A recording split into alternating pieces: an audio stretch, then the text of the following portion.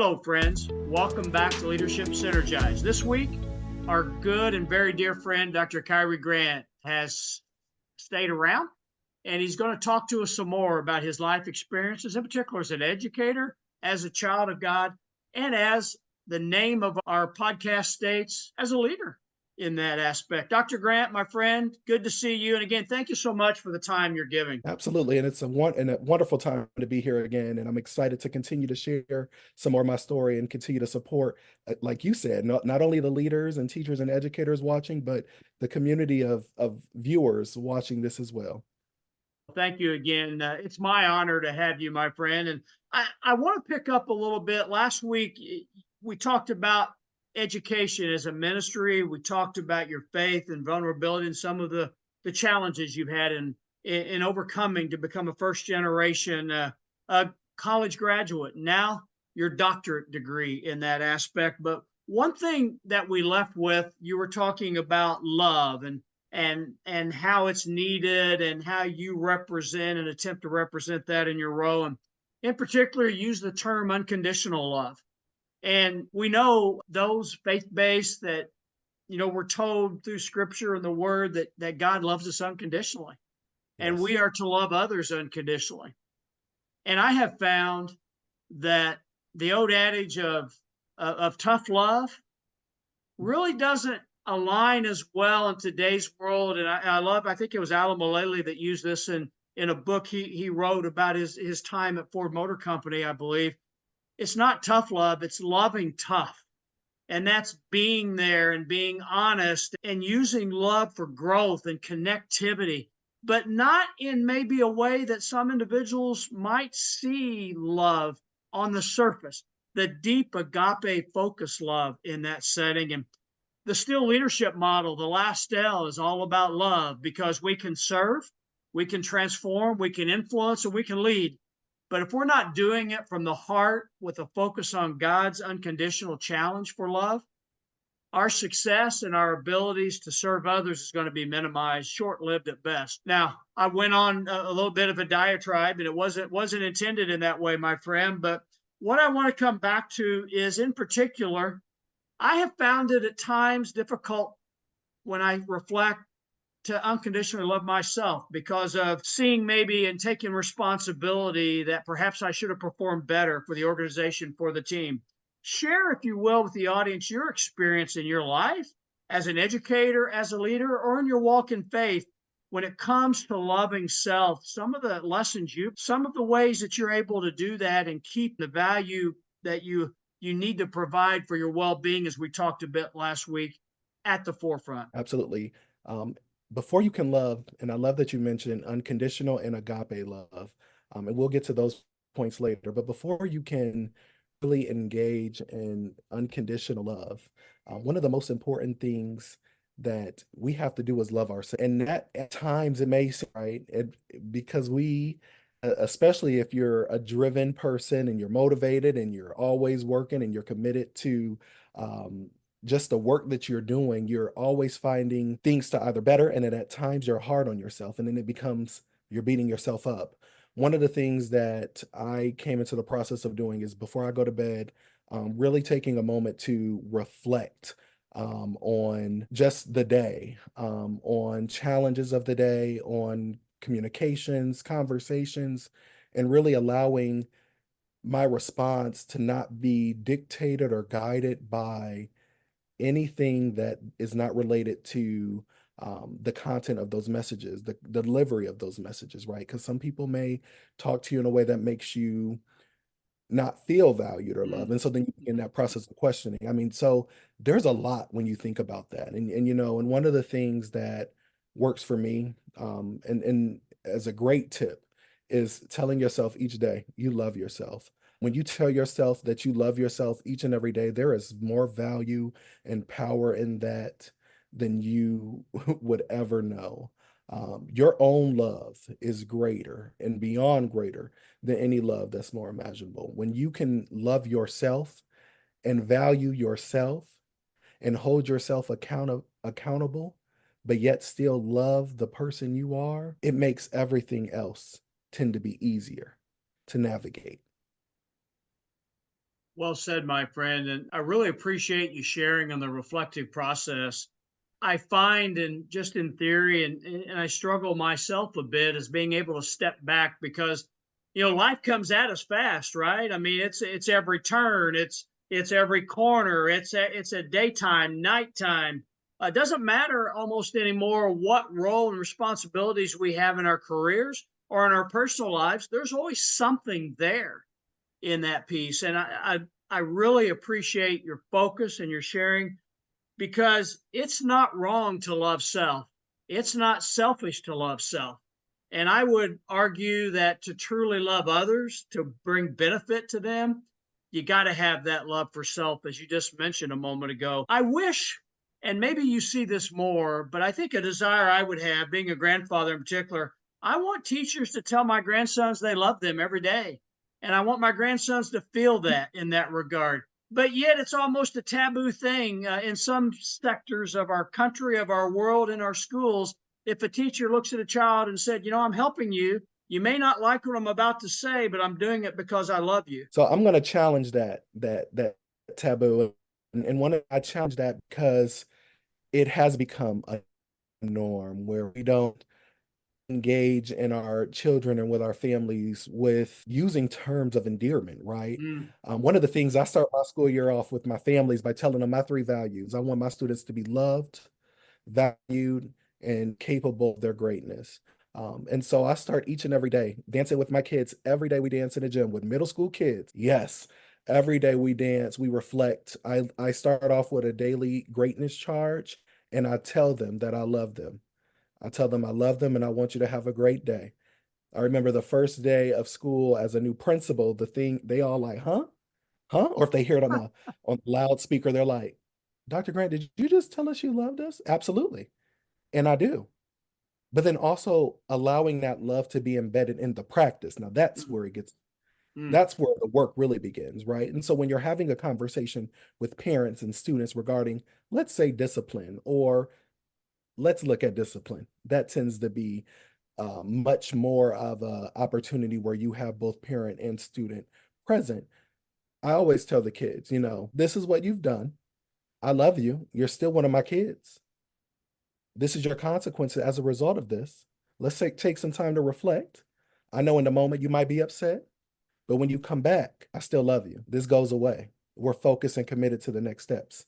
We have to learn to not be afraid to allow our love to show. Many of us go into education, we go in there with a sense of passion, a sense of joy, a love for kids. It really disheartens me when I start to see that love and that passion diminish. And so one of the things that I always tell my teams is that continue to follow your heart and let your heart shine. If you need to do things to support your kids, let me know. We can use school funds. Let's create meaningful experiences. Let's love them in ways that they may not have that. You know, People would make fun of me because I DJ all the school dances. And they did take a picture of me this year because I fell asleep. I was there for 16 hours because that's the love that I have for the kids. And the kids knew that. They knew that they better be good at the dance and that their parent better be on time to pick them up because Dr. Grant's tired and he loves us and this is why he's doing this. But it's also the teachers that invested their time to be there as well. Those are also little glimpses of where we show love and we show our commitment, not because we want extra pay or uh, passes to leave school early, but just we want to be present with our kids. We want to show them that we care because we never know. Those could be once in a lifetime opportunities for them. We are losing so many kids in this day and age that could be one of their last experiences.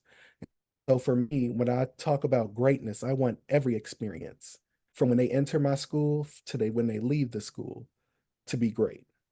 You just shared, to use the word great again, a wonderful example of greatness. And one of the critical success factors for educators and for leaders is really the I in still. And it's about influence and inspiration. And Yes. probably too many times in my observation, leaders and educators maybe try to rush that influence and inspiration a bit, where what you're describing is a constancy of purpose a consistency of connection and relationship development where that influence has an opportunity to become embedded and to have a positive impact. What are the challenges you see in education today as leadership, as classroom educators, to having that consistency and constancy of purpose in influencing the children for the long term? I think the biggest challenge is lack of consistency. We are a revolving door that is starting to diminish. We have teachers exiting Mm, stage left by the masses, and it's disheartening, right? Classes are increasing, and so it's a lot harder for teachers to really be able to hone in on those intentional relationships. And so that's where, my desire for leadership shifted, where my office became a quasi cafeteria for students, a workspace for the kids per se.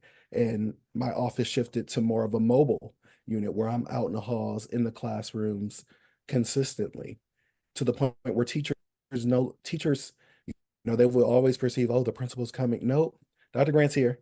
And they just carried on. But then for the students, my relationships with them got to flourish because not only did I know who they are by first and last name, I knew their story. I knew their family. I knew where they lived. I made it a point to drive on Friday right after I leave school to ride by their house and just beep so they know that, hey, I'm still watching. Make sure you're doing the right thing. With so many changes happening, leaders are leaving left and right. Systems are changing. It's diminishing the approach as our focus is shifting while we're trying to pick up so many different roles and responsibilities and tasks. And it's not helping the state demands that continue to pile mm, on. But what I will say is that when we lead with our heart, all the other things, they become easier over time. I'm gonna say that again. When we lead with our heart, even if we're leading a classroom, the other aspects will become easier over time. When you create and build a culture of love and support, an environment where kids are thriving and they love you and they feel the love within the teacher and student, but then also within themselves, then everything else will fall in line. Your test data that you're always articulating will start to rise and grow and mm. show your data story. Your discipline infractions will start to diminish. And I know this by experience. When you really invest with your heart and do the work at the beginning of the year and really invest with building intentional relationships and being that inspirational being that I know that we're all called to be, that's the why. And now some leaders may not like this next part. The trade-off with that is I'm also intentional with my meetings. I don't meet, you will hear, oh, well, we don't have a meeting because Dr. Grant canceled it. Yes, for the most part, there was a year where I canceled all faculty meetings and I just did a newsletter. There's times where this year I built in a schedule where teachers had intentional time to really plan and articulate and just take a moment and have conversation. But the cool thing is they utilize that time to work with small groups, bring students in their classroom, have lunch with their kids. Why? Because we gave them an opportunity to be able to utilize a space where they can make love grow. And so that's one of my challenges that I put out there in this series is that find a way to make love grow in your classroom, in your school if you're a building principal, assistant principal, or in your district if you're a district leader. Thank you for sharing that challenge. And last week when you were talking, and in particular representing your sister who passed earlier in 2024, you talked about her being your motivator. But I think you used a term I really loved. She was your smile in that regard. And everything you're talking about as educators and leaders in education and in all walks of the roles they play today, there's an opportunity to be that smile that someone else needs in that aspect. Dr. Grant, you've talked about your sisters or anyone else you want to take just a moment before we head down the final stretch in our episodes and time together who's really played a significant role for you in your life? Absolutely. When I think and reflect on my leadership journey and my leadership approach, I take bits and pieces from three leaders, Jerome Leathers, who's principal at Southern High School in Durham, North Carolina. Dr. Takesha Mitchell, who I served as her assistant principal, and she served as my principal coach. And Dr. Amy Davis, who I worked collaboratively with in Durham Public Schools, as well as serving as one of her assistant directors. We have worked really well together with shifting the cultures and dynamics of students. Each of those three mentors that I have really worked to develop who I am today. Jerome created and gave me an opportunity to lead in the classroom with no restraints. Dr. Mitchell took it to the next level when I became an assistant principal, where she pushed me each day to lead with a lens that was focused and critical. Dr. Davis took it to the next level where she pushed me to think like a central office leader, utilize resources, data, and tools of support to my advantage to leverage what we needed to do in order to make work grow. And so capitalize on those opportunities and the people that you meet. And I still keep in contact with them daily, weekly, and they're very influential to me. And so I'm happy when I'm in a different role or leading a school. It's always good to hear them call and say, "I'm so proud of you," or they ask, "Well, send me that," or "Let me see that document," or "Write this for me," or because then that makes me smile that people who were leaders in their own light saw my leadership even as a seed and watered it and just allowed me to flourish and be the leader I am today. Thank you, my friend. And where would we be without those individuals, such as the three you mentioned in our world today? Thank you. I sense the gratitude that you have. Dr. Grant, you've done such a wonderful job in these two episodes last week and here today, challenging all of us. What's one additional piece of advice that you've learned or you've observed or you've grown to theorize and use to develop your team with that you might share for those leaders just starting in their journey? Absolutely. I'm gonna give you two pieces. One thing that I mentioned in the first episode is personal resolve, being able to overcome any and all obstacles, and be steadfast in the work that you do. Always commit to the work that you do, but also know too that your trials and tribulations make you stronger as a leader in your development. And utilize those trials and tribulations to set the tone, set the purpose, be human. And then the second piece is lead with love.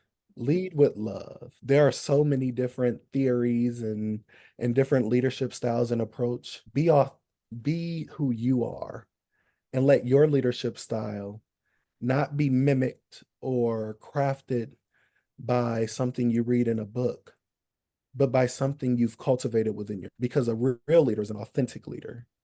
Remember, leadership is cultivated. Every day I'm learning to be a better leader. Every district I work in, my leadership style shifts. But at the core of everything I do is with love. That is all I leave. Wow, you're outstanding. So what's next for Kyrie Grant? What's your next challenge, next growth opportunity? Right now, I am focused on healing from neck surgery. Another tidbit of information that you may not have known is I'm also a professional wrestler. So in 10 months, I will be cleared to wrestle. And a lot of people are like, "We hope you are not," but I am, because that is also something that I'm very passionate about. And that brings a lot of joy to me, entertaining people, but then also the story of wrestling. I think that um, within itself speaks about my character and the different things that I love to do. Um, but then also, taking some time to really reflect on this healing journey, really identify my new approach to navigating my new normal without having, my sister present, um, being back home in Ohio after being gone for 14 years. It's an adjustment, right? And so I'm navigating, I'm learning, I'm developing, I'm growing in those areas. but at the core of it, I'm loving every aspect of it. There are good days and there are days that are a little bit more challenging, but the work is there. I know what my challenges are. I know what I have to focus on as I commit to the work. Dr. Grant, anyone watching who may want to just build on your conversation and your experiences, or maybe talk about wrestling you, I will not go there, my friend, in that regard. But maybe DJ for 16 hours. By the way, I think you have to be a great DJ, whether you're asleep or not. 16 hours is a long time when you reach my age in that regard. Working, being at the school at 6 in the morning and leaving at 9, 10 o'clock at night. Those were the days. I will say I will miss those days of being a middle school principal. How can someone reach out and find you if they want to talk some more or learn some more from you, my friend? Absolutely. If you're interested in learning a little bit more about who I am, my research focus, or just getting support for your leadership teams, your district teams, you can reach out to me by email at dr and then kharigrant@gmail.com. I will respond very quickly. I'll send you my cell phone number so we can have a more of a formal conversation. I tend to like to engage through talk.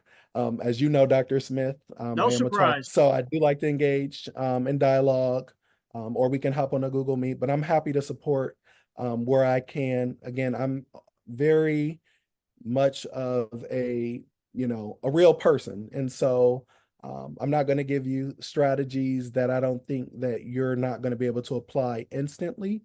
But what I really want to make sure that you have are the tools you and your team needs in order to be successful, to achieve greatness in all aspects, whether it's developing your leadership teams or developing your school teams, so we can continue to do the work of supporting all of our students, because every student is our student.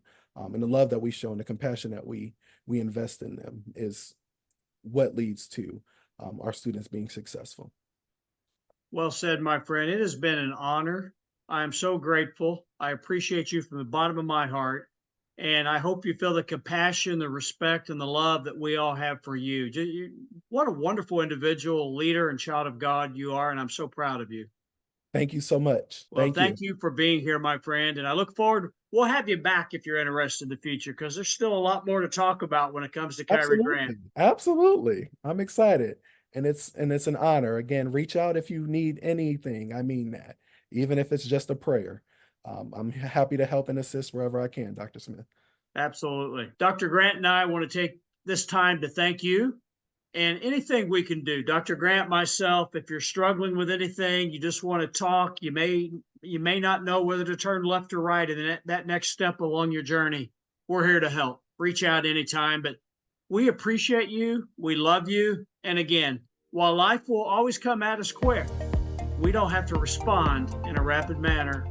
Still is where it's at, everyone. And it's all based off that last L. It's love. Lead our life with love. With that said, Dr. Grant, we love you. Everyone out there, you are loved. Until next week, God bless you.